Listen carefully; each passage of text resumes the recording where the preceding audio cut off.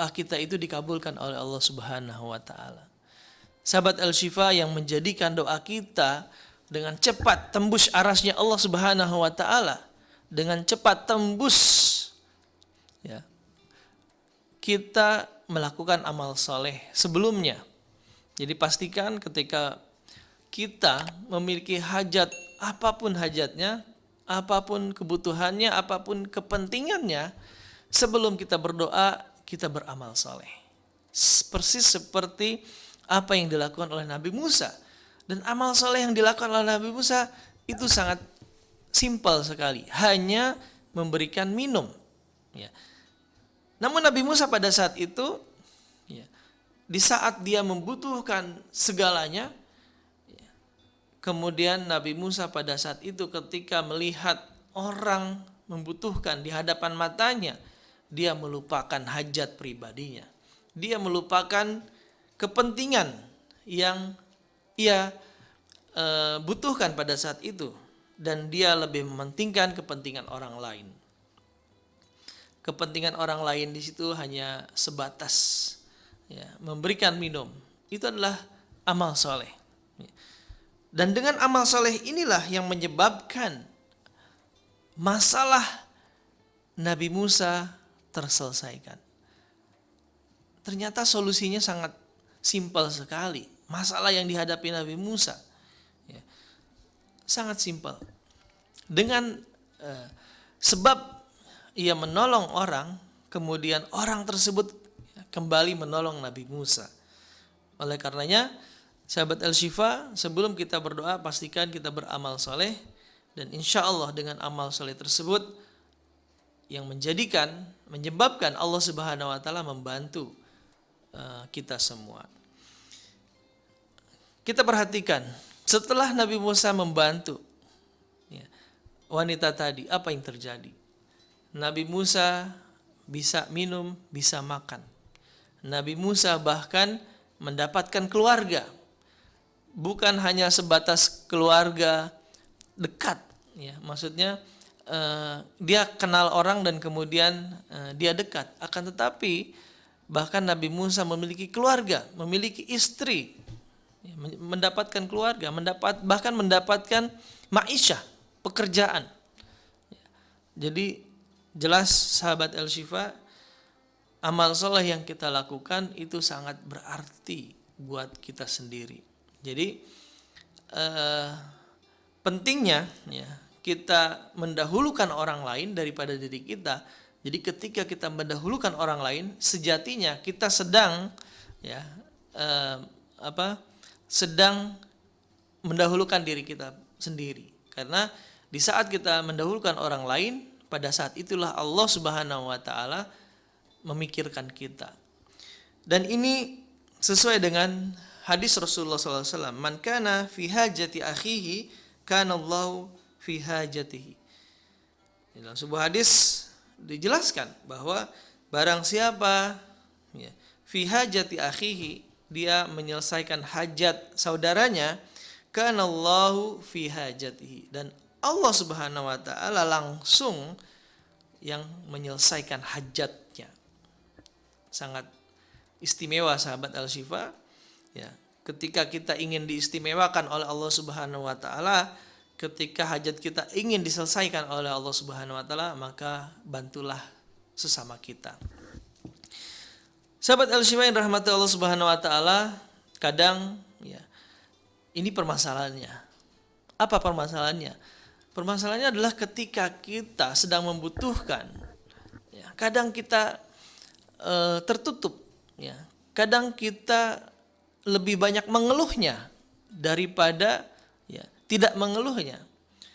Ketika kita sangat membutuhkan dan orang-orang lain juga membutuhkan, dan kita memiliki walaupun sedikit, ya, harta, kadang kita menyimpannya, menimbunnya, khawatir atau takut di masa yang akan datang kita membutuhkan, dan kemudian kita jika berbagi maka kita tidak punya lagi. Sahabat Al-Syifa, inilah yang kadang cobaan, ya. Ini adalah tantangan buat kita ketika kita memiliki sesuatu. Padahal ya, padahal kondisi kita dengan kondisi Nabi Musa pada saat itu sangat berbeda. Kondisi Nabi Musa lebih sulit dibandingkan kondisi kita saat ini. Ya, kita saat ini masih memiliki banyak keluarga, ya, untuk mendapatkan makanan dan minuman sangat mudah, ya, untuk mendapatkan pekerjaan juga sangat mudah. Ya. Sahabat Al-Shifa, yang selanjutnya bahwa ketika seseorang membantu orang lain, itu adalah hakikat daripada keimanan yang sesungguhnya. Karena apa sahabat Al-Shifa? Ketika seseorang beriman, pasti, niscaya dia akan terdorong untuk membantu orang lain. Ya. Makanya di dalam sebuah hadis juga dikatakan, selemah-lemahnya iman, ketika dia melihat kemungkaran, ya, maka dia akan terdorong untuk merubahnya. Ya. Sama begitu pun ketika dia melihat orang lain kebutuhan, ya, memiliki kebutuhan dan mereka tidak memiliki, maka orang-orang beriman juga terdorong hatinya untuk menyelesaikan permasalahan, menyelesaikan kebutuhan orang lain. Ketika terjadi bencana, ketika terjadi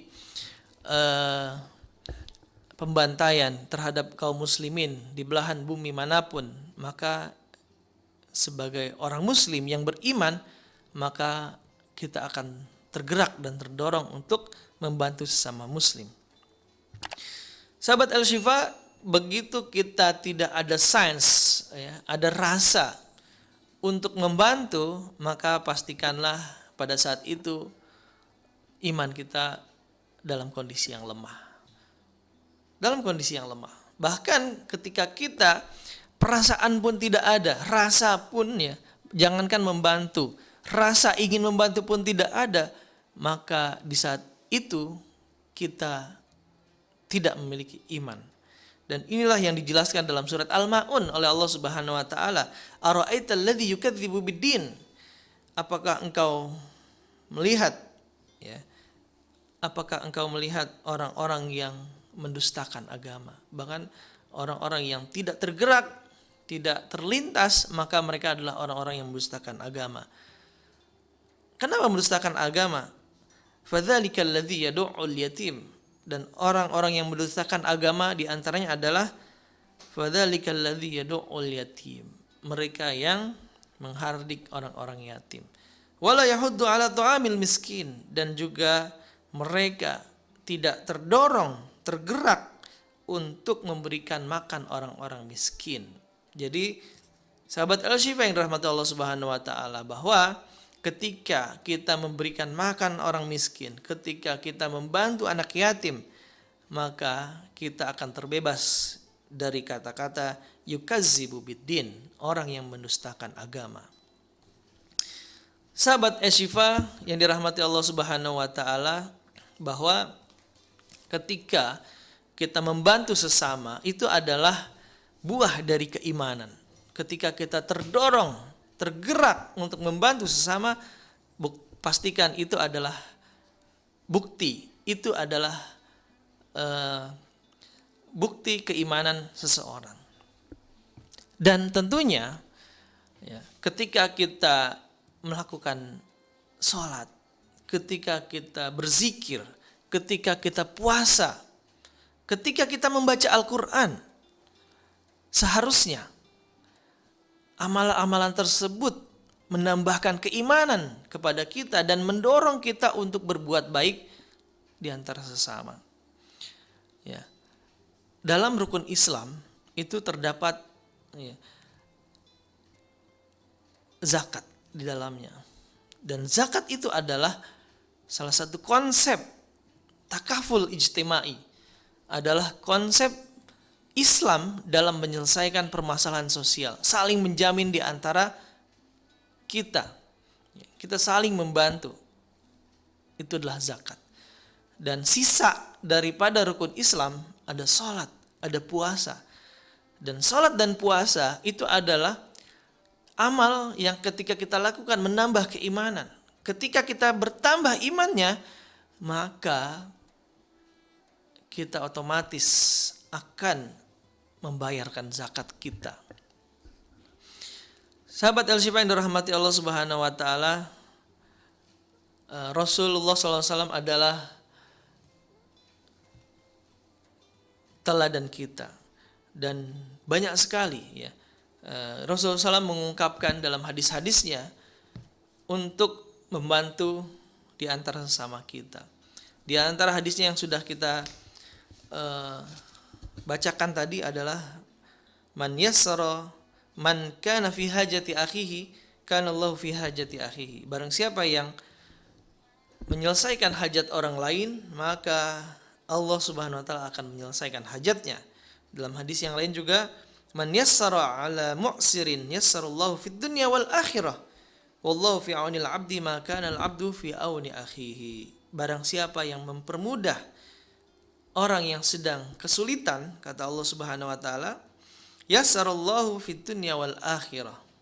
Maka Allah akan memudahkan kepadanya, bahkan bukan hanya di dunia, akan tetapi juga di akhirat.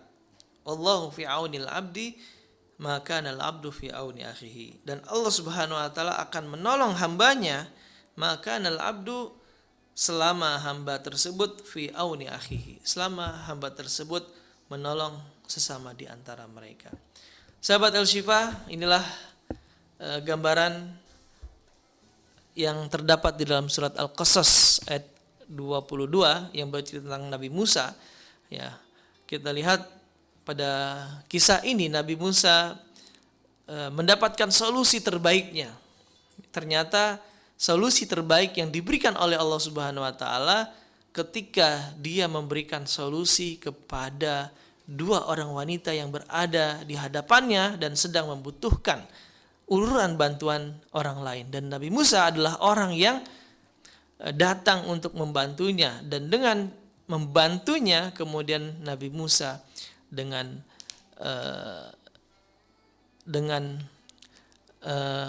Allah Subhanahu wa taala ya membuka hati orang tua tadi dengan cara memberikan bantuan, memberikan upah atas bantuannya. Bahkan bukan hanya saja upah, akan tetapi orang tua tersebut menikahkan kepada anaknya, dan pada akhirnya Nabi Musa memiliki keluarga, Nabi Musa memiliki pekerjaan dan lain sebagainya.